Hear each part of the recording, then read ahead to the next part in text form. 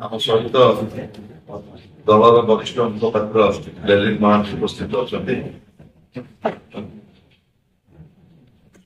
ଭାରତ ବର୍ଷର ଉପରାଷ୍ଟ୍ରପତି ନିର୍ବାଚନକୁ ନେଇ ଦଳର ନେତା, ବିରୋଧୀ ଦଳ ନେତା, ପୂର୍ବତନ ମୁଖ୍ୟମନ୍ତ୍ରୀ ଶ୍ରୀଯୁକ୍ତ ନବୀନ ପଟ୍ଟନାୟକ ନିଷ୍ପତ୍ତି ନେଇଛନ୍ତି। ଅଗଣିତ ବିଜୁ ଜନତା ଦଳର କର୍ମୀ, ଶୁଭେଚ୍ଛୁ, ନେତୃତ୍ୱ, ଓଡ଼ିଶାର ଜନସାଧାରଣଙ୍କ ତରଫରୁ ମୋ ମାନ୍ୟବର ବିରୋଧୀ ଦଳ ନେତା ଶ୍ରୀଯୁକ୍ତ ନବୀନ ପଟ୍ଟନାୟକଙ୍କୁ ଧନ୍ୟବାଦ ଏବଂ କୃତଜ୍ଞତା ଜଣାଉଛି ଏବଂ ଚଳିତ ଉପରାଷ୍ଟ୍ରପତି ନିର୍ବାଚନରେ ବିଜେପି ନେତୃତ୍ୱାଧୀନ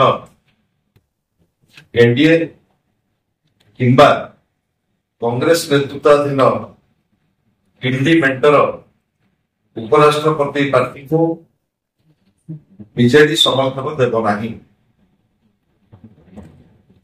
ଦଳର ସଭାପତିଙ୍କର ଏ ନିଷ୍ପତ୍ତି ଆପଣମାନେ ଜାଣିଛନ୍ତି। 2-4ଟି ବୈଠକ ଭିତରେ ଅନୁଷ୍ଠିତ ହୋଇଛି। ଦଳର ବରିଷ୍ଠ ନେତୃତ୍ୱ, ରାଜନୈତିକ ବ୍ୟାପାର କମିଟିର ସମସ୍ତ ସଦସ୍ୟ ଏବଂ ମାନ୍ୟବର ରାଜ୍ୟସଭାର ସମସ୍ତ ସାଂସଦମାନଙ୍କ ସହିତ ଦଳର ସଭାପତି ଶ୍ରୀଯୁକ୍ତ ନବୀନ ପଟ୍ଟନାୟକ ବ୍ୟାପକ ଭାବରେ ଚର୍ଚ୍ଚା ଆଲୋଚନା କଲା ପରେ ଓଡ଼ିଶାର 4.5 କୋଟି ଜନସାଧାରଣଙ୍କର ସ୍ୱାର୍ଥ, ବିଜୁ ଜନତା ଦଳର ଅଗଣିତ କର୍ମୀ, ନେତୃତ୍ୱ, ଆମ ସଂଗଠନ ସମସ୍ତଙ୍କର ପରାମର୍ଶ ନେଇ ଦଳର ସଭାପତି ଏହି ଗୁରୁତ୍ୱପୂର୍ଣ୍ଣ ନିଷ୍ପତ୍ତି ନେଇଛନ୍ତି ଏବଂ ଉଭୟ ଦଳ ଠାରୁ ସମଦୂରତା ରକ୍ଷା କରି ଓଡ଼ିଶାକୁ ଭାରତ ବର୍ଷର ଗୋଟିଏ ବିକଶିତ ରାଜ୍ୟ ଭାବରେ ଗଢି ତୋଳିବା ପାଇଁ ଦଳର ଯୋଉ ଲକ୍ଷ୍ୟ ଏବଂ ସଂକଳ୍ପ, ସେ ସଂକଳ୍ପରୁ ଗୋଟିଏ ଆଞ୍ଚଳିକ ଦଳ ହିସାବରେ ନବୀନ ବାବୁଙ୍କ ନେତୃତ୍ୱରେ ବିଜୁ ଜନତା ଦଳ ଗୋଟେ ଲମ୍ବା ଲଢେଇ ଲଢିଛି।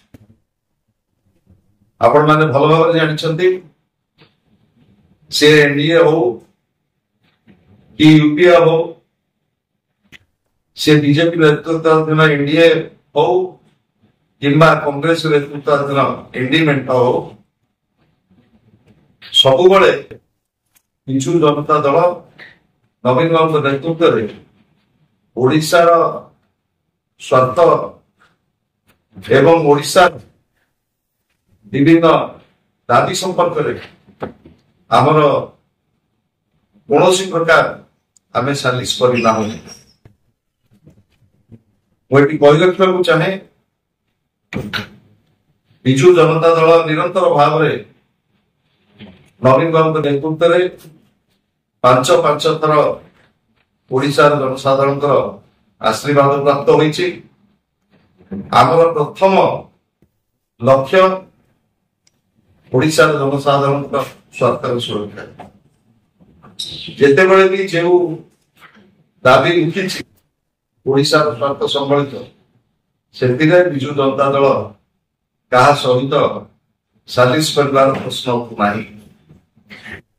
ବିଜୁ ଜନତା ଦଳ ଓଡ଼ିଶାର ଏକ ପ୍ରାନ୍ତୀୟ ଏବଂ ଆଞ୍ଚଳିକ ଦଳ ହିସାବରେ ନବୀନ ବାବୁଙ୍କ ନେତୃତ୍ୱରେ ଓଡ଼ିଶାର ସ୍ୱାର୍ଥ ଏବଂ କେନ୍ଦ୍ର ଅବିଚାର ବିରୁଦ୍ଧରେ ଆମର ଲଢେଇ ଜାରି ରହିବ ଏବଂ ଯେତେବେଳେ ବି ଡବଲ ଇଞ୍ଜିନ ସରକାର ଓଡ଼ିଶା ପ୍ରତି ଅବହେଳା କରୁଛି ଏବଂ ଅବହେଳା କରିବ, ଆମେ ତାକୁ ଦୃଢ଼ ବିରୋଧ କରିବୁ। ଆଜି ଏହି ଗୁରୁତ୍ୱପୂର୍ଣ୍ଣ ନିଷ୍ପତ୍ତି ଦଳର ସଭାପତି ନେଇଥିବାରୁ ତାଙ୍କୁ ଆମେ ଅନେକ ଅନେକ ଧନ୍ୟବାଦ ଏବଂ କୃତଜ୍ଞତା ରହୁଛି।